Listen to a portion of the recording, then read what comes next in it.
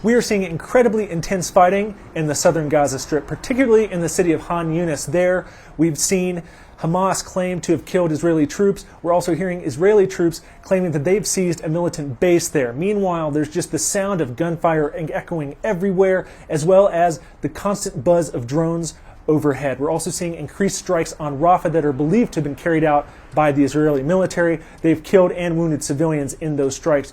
Meanwhile, Antony Blinken, the U.S. Secretary of State, is on his way to the region. It's his 5th trip to the region since the Israel-Hamas war started back in October.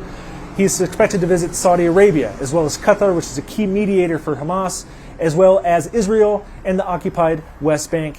Blinken's visit is likely trying to see this ceasefire deal, this 2-month phase ceasefire, get started. There's still negotiations ongoing about that. The ceasefire would see the remaining 100 hostages, which include American citizens, be released in exchange for the release of Palestinian prisoners in Israeli prisons, as well as more aid going into the Gaza Strip. But there are signs that the U.S.-Israeli relationship is straining a bit. There's just this incendiary interview that a member of Netanyahu's cabinet gave to the Wall Street Journal. Itamar Ben-Gvir said that he thought former President Donald Trump would have given Israel a freer hand to prosecute its war in Gaza. He also suggested that Israeli settlers should be allowed to go into the Gaza Strip and take land, and that the Palestinians should be given cash to leave their land. Now, this is incredibly inflammatory. The Palestinians have come out criticizing this. We've also heard opposition figure Benny Gantz within the war cabinet come out and criticize Ben-Gvir for this. He's known for these inflammatory remarks, but it's coming as Netanyahu's grip on power